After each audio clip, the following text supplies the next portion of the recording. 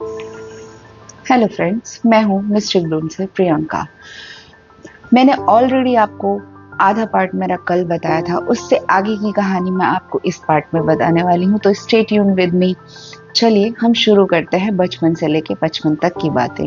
जब भी मेरा गांव में जाना होता था, कभी कभी तो ऐसा लगता था कि मेला जैसा लग गया है। मेरे जाने पे वहां पे छोटे छोटे बच्चे, बड़े बड़े बच्चे ऐसे घेर लेते थे जैसे पता नहीं मैं कहाँ से आई हूँ। वहां पे जाने पे भी मुझे फैमिली वालों की तरफ से ऐसा ट्रीटमेंट मिलता था कि जैसे सच में मैंने कोई अनोखा जन्म लिया हो।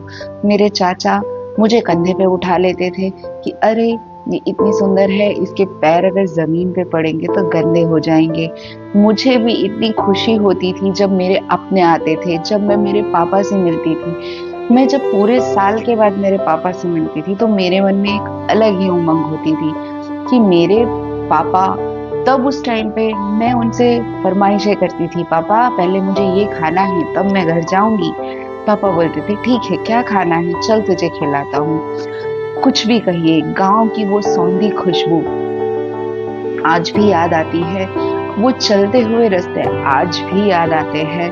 मैं सच बोलूं तो मुझे गांव से ज्यादा शहर पसंद है। क्यों? क्योंकि मेरा पालन पोषण वहीं, और अकॉर्डिंग टू शहर और गांव में आपको सुकून मिलता है, शहर में आपको भागदौड़ मिलती है। लेकिन गांव की अपेक्षा मुझे शहर इसलिए पसंद था क्योंकि वहां पे सारी सुविधाएं थी। सुविधाएं इन द सेंस, आपको कुछ भी चाहिए तो आप थोड़ी दूर 1 किलोमीटर की रेंज में आपको मिल जाता था। लेकिन गांव में वही सारी चीजें दूर दूर तक नजर नहीं आती थी। बहुत सारी चीजें ऐसी भी होती थी कि गांव में जाने के बाद ऐसा फील आता था कि जैसे मैं ये कहाँ आ गई हूँ। लेकिन एक तरह से ये भी फील आता था कि जैसे मैं कहीं की महारानी हूँ। महारानी बोलने का मतलब ये है कि वहां पे मुझे ऐसा ट्रीटमेंट मिलता था जैसे कि पता नहीं मैं कहाँ से आ गई हूँ। शादी वगैरह में भी मेरा बहुत ख्याल रखा जाता था कि अरे उसने खाया है कि नहीं खाया है। स्पेशली मेरी नानी, वो मेरे साथ हमेशा होती थी कि सोनू ने कुछ खाया है या नहीं खाया है।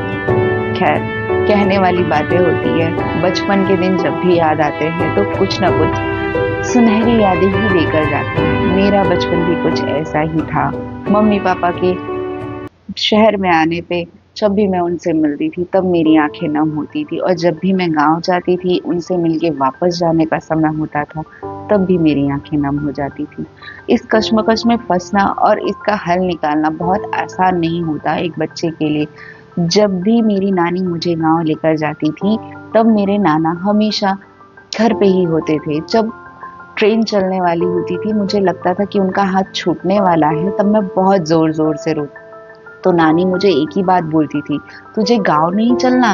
तब मन में एक ही चीज आती थी कि मुझे गांव भी जाना है और नाना को छोड़ के जाने का दुख भी बहुत हो रहा है। मेरे पीठ पीछे मेरे मामा भी मुझे बहुत याद करते थे। और सच बोलूं, मैं अपनी लाइफ में आज तक जितना अपने मामा से डरती हूँ उतना शायद मैं किसी से नहीं डरती।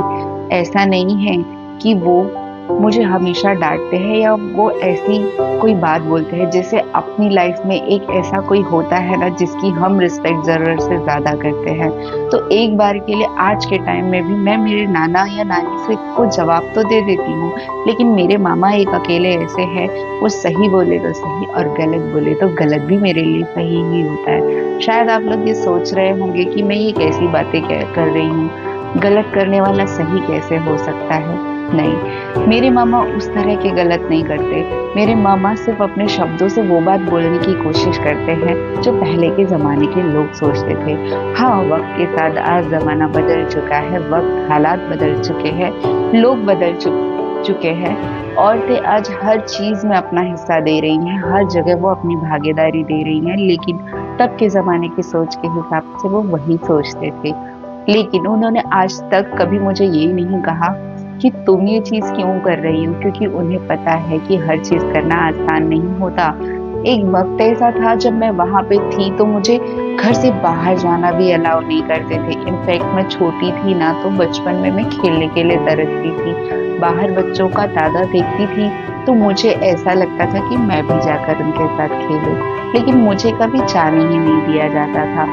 वो इसलिए नहीं कि मेरे नानी नाना मुझे खेलने देना नहीं चाहते थे, वो इसलिए क्योंकि मैं बीमार बहुत रहती थी। उनको यही लगता था अभी जाएगी फिर बीमार हो जाएगी, फिर डॉक्टर के चक्कर खाएगी, फिर इसकी तबीयत ऊपर नीचे रहेगी। उनको ये सारी चीजें मुझे बार बार बीमार देख के दुख होता था, इसलिए वो नहीं चाहते थे कि मैं बाहर जाकर खेलूं।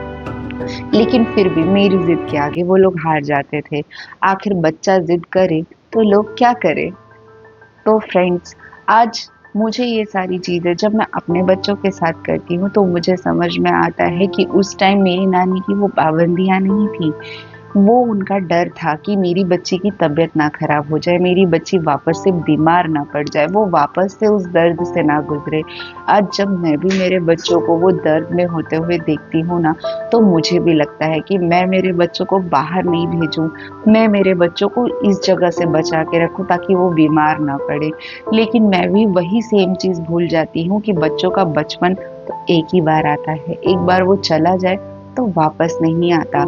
तो फ्रेंड्स, बचपन से लेके 55 तक की बातों में अभी तक की मेरी इतनी स्टोरी। और हाँ, मेरी 2 बहनें और 1 भाई भी। भाई तो बहुत बाद में हुआ, लेकिन मेरी 2 बहनें भी थीं। चलिए इसके बारे में मैं आपको नेक्स्ट वीडियो में बताती हूँ। लेकिन इसके लिए प्लीज़ आप लोग कमेंट कीजिए, मेरे चैनल को लाइक कीजिए, सब्सक्राइब कीजिए और शेयर कीजिए। जब तक आप शेयर नहीं करेंगे तब तक और लोग बचपन से लेके 55 तक की बातों में मेरे साथ जुड़ नहीं सकेंगे। और अगर आप लोग चाहते हैं कि मैं आपके किसी चीज़ पे वीडियो बनाऊँ, आपके किसी टॉपिक पे मैं अपनी वीडियो क्रिएट करूँ, तो प्लीज़ आप मुझे कमेंट कीजिए कि मैं किस चीज़ पे वीडियो बनाऊँ। बचपन से लेके 55 तक का सफ़र तो जारी ही रहेगा। जब तक मैं 55 तक नहीं हो जाती, तब तक ये सफ़र जारी रहेगा। तो stay tuned with me. Hope so कि आप लोगों को मेरी बातें और मुझसे बातें करना पसंद आए। तो please like, subscribe my channel and keep watching my channel. Thank you so much. जय माता दी, राधे राधे, जय श्री कृष्णा।